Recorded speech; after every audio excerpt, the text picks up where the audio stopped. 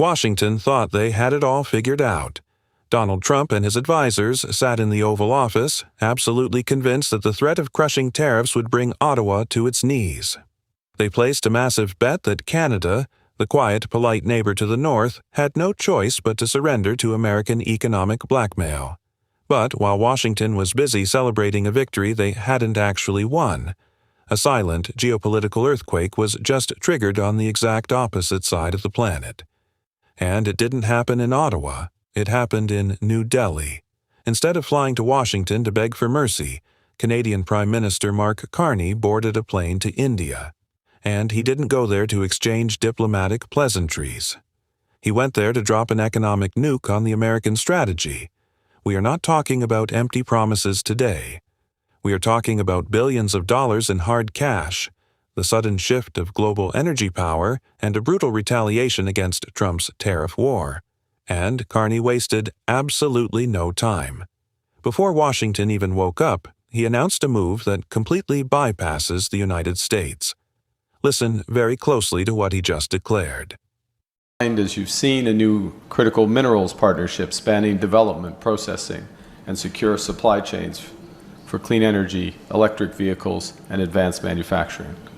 We're deepening our cooperation in clean energy, expanding collaboration across wind, solar, and hydrogen. Because Canada has big plans as well. We plan to double our grid by 2050, and India can be a major partner in this expansion. As you've seen, the government of India and Cameco have signed a major $2.6 billion uranium supply agreement supporting India's nuclear ambitions and our shared commitment to clean, reliable baseload power. Did you catch that? $2.6 billion in a single uranium supply agreement right out of the gate. This is exactly what the mainstream media in the U.S. is completely missing. Trump's entire strategy is built on the assumption that Canada is completely dependent on the U.S. market to sell its natural resources. The logic in the White House is, if we tax Canadian energy and minerals, they have nowhere else to sell it, so they have to absorb the cost. But Mark Carney just took a sledgehammer to that entire theory. Canada isn't just a supplier of timber and crude oil, it is a global superpower in uranium and critical minerals.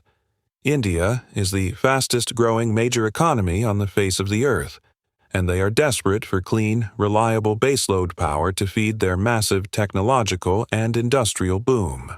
So, instead of pleading with the Trump administration to buy Canadian uranium without tariffs, Canada simply took its most valuable strategic resource and sold it to the world's rising superpower in the East.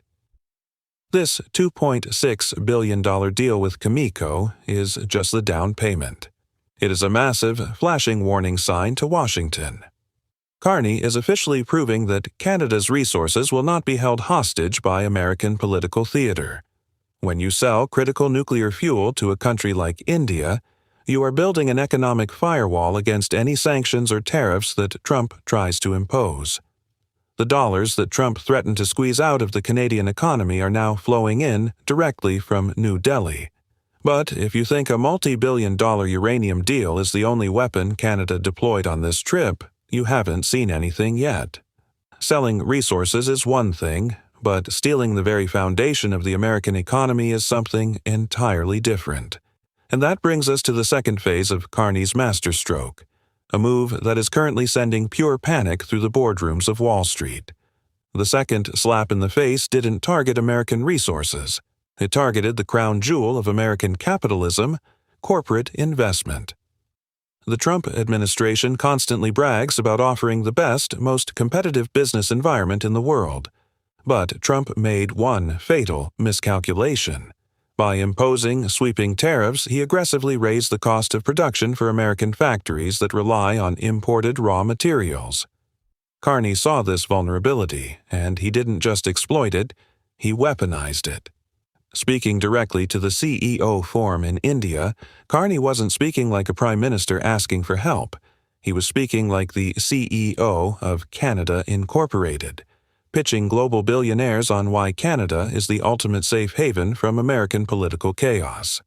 He revealed a massive, preemptive strike against the U.S. tax code.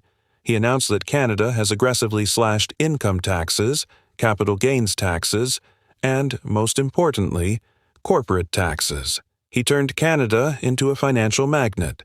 Listen to the exact numbers he threw right in the face of the American administration. This is the sound of capital leaving the United States. I want to underscore how much is going on in Canada, how much has changed in Canada. And just quickly, in less than a year, we've cut taxes on incomes, on capital gains, and on new home purchases. We have now a business tax rate that is on business investment that is half the G7 average, and is 4.5 percentage points below the rate in the United States. 4.5 percentage points below the United States. Do you understand the sheer magnitude of that number in the corporate world? Let me break this down for you. Imagine you are the CEO of a multi-billion-dollar tech company, an AI startup, or an electric vehicle manufacturer. You are currently weighing your options for your next gigafactory. Option A, you stay in the U.S., pay taxes that are 4.5% higher, and suffer through the brutal supply chain costs of Trump's tariffs on imported materials. Or Option B, you move your headquarters just a few miles north across the Canadian border. If you choose Canada, you don't just get a massive tax discount. You get guaranteed access to clean, nuclear energy, which AI data centers desperately need, and you operate in an environment completely free from retaliatory tariffs. This is not just a tax cut, ladies and gentlemen. This is a strategic vacuum cleaner designed to suck capital, innovation, and jobs directly out of the American Midwest and into Canadian provinces. Carney is telling the world's elite, why remain a hostage to Washington's chaotic trade wars when Canada's doors are wide open? This single sentence completely neutralized Trump's leverage. Now, we arrive at the grand finale of this geopolitical chess match. The oldest argument in the book, the one Washington politicians always fall back on, is that Canada is too small. They always say Canada only has 41 million people. They can't survive without the 330 million consumers in the United States. This is the core arrogance that fueled Trump's tariff threats. He truly believed he could starve Canada into submission. But Mark Carney just permanently retired that myth. In his address to India, he brilliantly redefined the scale of the Canadian economy. He didn't sell Canada as a country of 41 million people.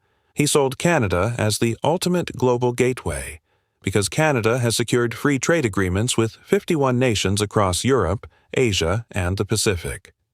Carney made it crystal clear. If you build your factory in Canada, you aren't just selling to Canadians. You have tariff-free access to 1.5 billion consumers globally.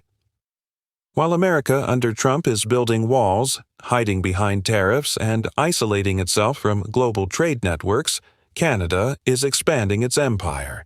And because economic power is meaningless without the military and strategic partnerships to back it up, this summit in India went far beyond dollars and cents.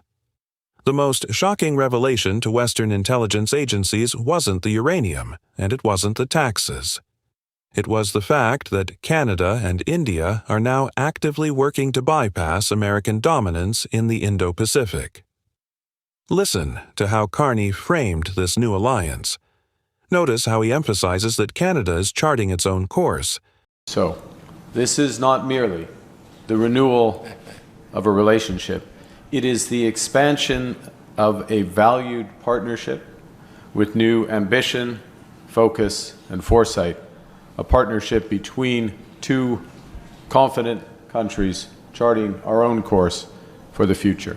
And we're renewing defense and security cooperation through a new defense partnership, through maritime collaboration in the Indo-Pacific, through professional military exchange, and practical coordination and cooperation on our shared security interests. Two confident countries charting our own course for the future. That is not diplomatic fluff. That is a historic declaration of independence from American foreign policy. Canada is no longer the obedient junior partner waiting for instructions from the White House.